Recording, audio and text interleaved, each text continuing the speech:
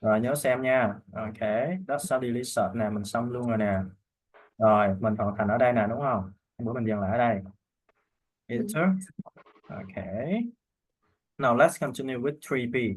Go into it out. What day is it today? Hôm nay là thứ mấy bạn cho mình? Nó nhỏ lắm thầy, nó nhỏ chiu. Nào để thầy phóng lên cho bạn ha.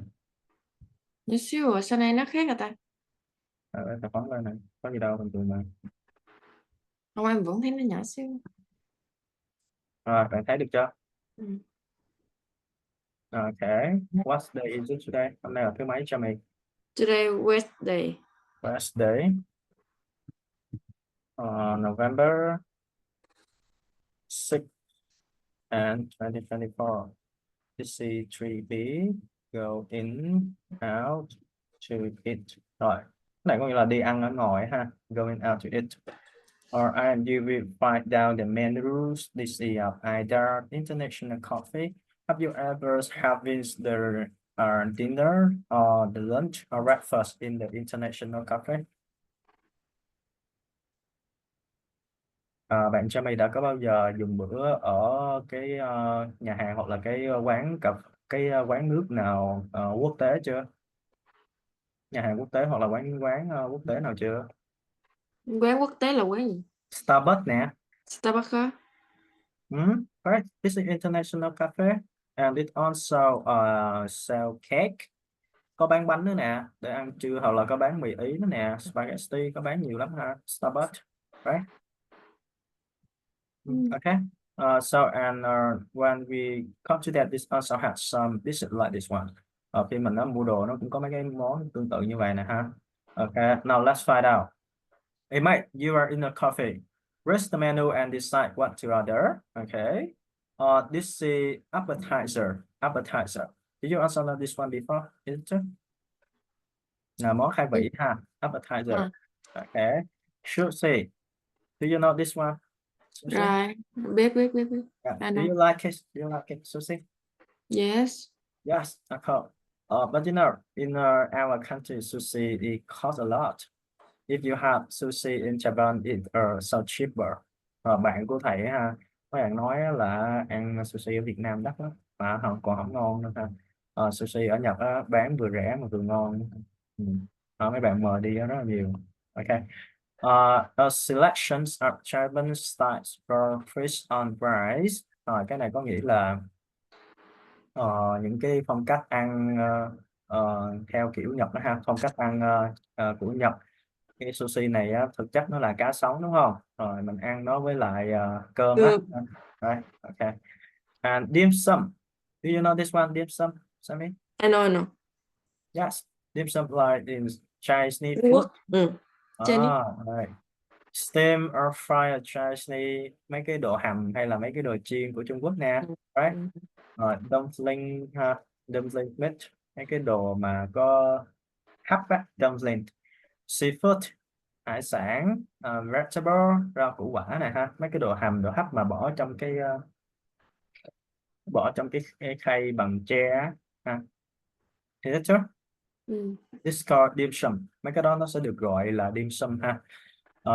Right, let's move into main dishes. Main dishes, cái này là main dishes. Món chính. Okay. We also have bibimbap. Do you know this one, bibimbap? I don't know. This like the mixed rice, cơm trộn á, from À, Korean. Rồi, cơm trộn Hàn Quốc đó ha. à. Mixed rice from Korean, Korean mixed rice, cơm trộn Hàn Quốc ha. Bowl of mixed vegetable, rice and an egg, mixed with a spicy Korean salt.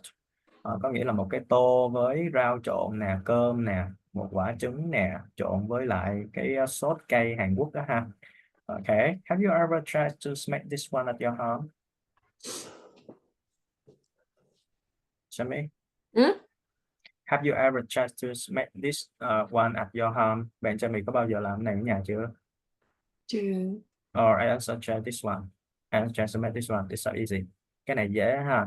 You need to buy a spicy Korean salt in the supermarket or the mall, and then you buy some vegetable, okay, an egg and some mixed vegetable. For example, you also cook them and then mix them together in the bowls, right? Mấy cái này nó nấu rất là dễ ha.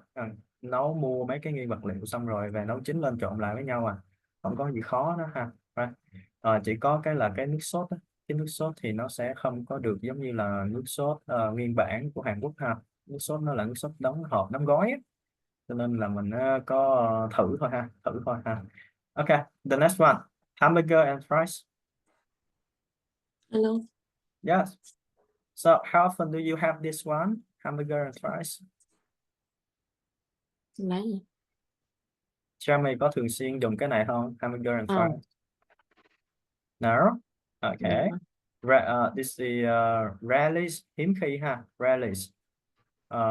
Jamie rarely using hamburger and fries. Is it true? Okay. But she usually using pizza.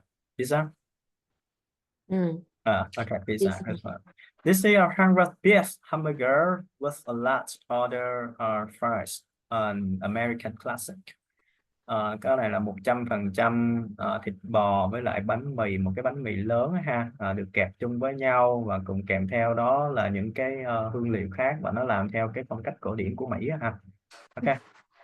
The next one, crunchy stars. Crunchy stars, do you know this one?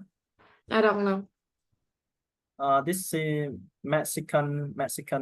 Cái này là cái món ăn theo phong cách của Mexico ha. Spicy fish grilled with onion and shrimp pepper, nó giống như là bò lúc lắc vậy đó ha. Yes, thịt bò nướng nè với lại hành nè cùng với lại cái ớt, cái nó gọi là gì, ớt chuông á ha, ớt bự bự á. Rồi thì cái này là nó được ăn kèm với tortillas ha. Rồi cái món mà bò lúc lắc á, thì là xuất xứ từ Mexico nha, chứ không phải là ở Hoa Kỳ ha, rất khác. Mấy bạn lưu ý ha, các bạn không đừng hay nhầm lẫn cái này. Rồi. The next one, lamb kebab. Lamb kebab.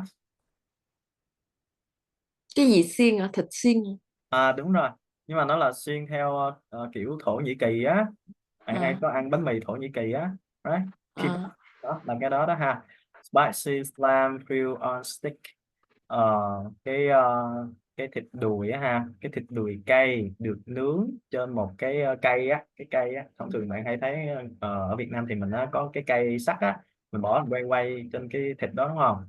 Đúng chưa? Rồi, service salad and turkey bread, thì cái này nó được ăn kèm với salad ha và bánh mì Thổ Nhĩ Kỳ ha, cái bánh mì mà hình tam giác á, right? Biết chưa? Do you often use lamb kebab? No. No, you don't. Okay. Some day I also use lamb kebab. Một ngày gần đây á thầy dùng cái này nhiều quá ha. Okay. The next one, Pechora. I don't know. You don't know this one, right? This also from Brazil. The spicy Brazilian stew with beans, meat and vegetable service rice. Thì cái này giống như là mình ăn cơm của Brazil vậy ha. Nó sẽ bao gồm có đậu hấp nè, đậu hấp cay với lại thịt và rau củ quả ăn kèm với cơm ha. Rồi. The next one, Pad Thai. Cái này chắc bạn biết nè, Pad Thai. Yes, Pad Thai. Yeah. Do you usually have this one? Phở xào. Yes, phở xào đúng rồi, Pad Thai. Right. This is stir fry noodle, phở xào nè, shrimp tôm nè, and vegetable rau củ quả, two stack from Thailand, và cái hương vị của Thái Lan đó ha. Đúng chưa? Phở xào với tôm và rau củ quả nè, thỉnh thoảng có mực nữa đó, shrimp, sweet, right? So do you often have Pad Thai? Yes. Yes, okay. The next one, dessert. Món tráng miệng ha. French frit. Cái bánh frit Pháp nè, ở đây mình có nè, bánh frit Pháp nè ha, bánh frit của Pháp nè. Và cái này là cái Thụy Sĩ. cái như là cái đồ tráng miệng của Thụy Sĩ vậy đó ha. Đấy. Mình gọi là điểm tâm Thụy Sĩ á, điểm tâm Thụy Sĩ ha. Swiss music. Điểm tâm Thụy Sĩ là cái mình hay ăn vào buổi sáng ha. Mình ăn cái này thay cơm nè. Swiss music. Rồi ở mình thì gọi là mấy cái hạt ngũ cốc á. Right? Ừ. Nó có bán trong cái bịch á. Sáng thì thấy có mấy bạn nữ là hay ăn cái này nè. Okay. This is French crust là bánh Pháp Pháp ha. Service lemon juice and fruit. Thông thường mình sẽ ăn cái này với lại kèm với nước uống là nước chanh nè. Is that okay? Hoặc là những cái nước ép khác á ha. Right. Exotic ice cream sample. Rồi cái này là kem nè. Kem exotic nè. This like ginger có gừng nè. Coconut có dừa nè. Dừa, And drink trà xanh, trà xanh. Good one. Okay. Drink. Rồi, đây là những cái loại nước uống này ha. Ice tea. trà đá. Okay. How often do you use ice tea? Cha mày có hay dùng trà đá không? Không, Không. Sao vậy? Sao nói trà đá? I drink water. You just water. Okay. Carrot juice. Carrot juice. Cha mày. Nước ép cà rốt. Yes. How often do you use this one? No, No, you don't feel like this one? right. Yes. This is the taste more natural. Cái hương vị của nó thì nó tự nhiên ha. Cái này cũng ngon mà. Right. The next one, lemonade. Nước chanh. Right. I usually make lemonade, especially for morning. Sáng hay làm nước chanh đó ha. Yes, this one you usually use. You see mineral water. Mineral water. Mineral là gì thầy? Nước lọc nè, nước tinh khiết á. Nước khoáng nè. Mineral là khoáng ha. Mineral water là nước khoáng hay là nước tinh khiết, nước lọc á ha. Mineral water again. Mineral water. Orange juice. Orange juice, nước ép cam. Right. Okay. Do you like this one? Orange juice. Yes, I like. Okay. You will help me try to find out some other dishes in here and also put it in here. Bạn sẽ ở nhà tìm giúp thêm cho thầy một vài cái món ăn nữa ha. Rồi và có đặt nó vào trong đây nhé. Ví dụ như bạn hay ăn món nào nè. Right. Okay. Take a look at this one. We also have some food like enjoy spicy food. Now, help me enjoy spicy food. Enjoy spicy food. Some spicy food that you enjoy. Một vài cái món ăn cay mà bạn yêu thích.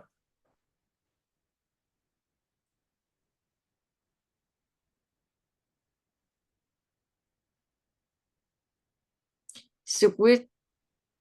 Ủa xào là xào là đọc là sao thầy? Stir right. Stir right. Sweet stir right. Wow, sweet stir right. Spicy. Spicy, good one. This is spicy sweet stir right. Mực xào cay. Đúng rồi, của Hàn Quốc. Amazing. I love this one, and I also can make it. You know, this is today my parents send me seafood. Hôm nay ba mẹ thầy gửi hải sản lên đó ha. This also has shrimp, crab, this is squid, october. Semi. Bạn ở xa quá ha. Bữa nào gần đi ha. Gần đó thầy cho luôn, chứ không cần phải xe đâu ha. Gửi nhiều lắm. Gửi phải 2 đến 30 cân á. Okay, right.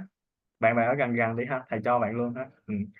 The next one, love fried fruit. Thích đồ chiên hả? Thích đồ ăn đồ chiên. Yeah. Thích mấy cái đồ chiên nè. Love fried fruit. Nào, you know? Yes. Yes, okay. We also have many fried foods like this like potato, right? Potato là gì? Khoai tây á. Yes, this is fried potato. Khoai tây chiên phổ biến mà đúng không? Yes. My younger sister love this one. Em này nó thích cái khoai tây lắm á. This is on a diet. Is on a diet. Là gì thầy? Là bạn đang trong cái chế độ ăn á. Cái này là đang trong chế độ ăn giảm cân á ha. Is on a diet. Have you ever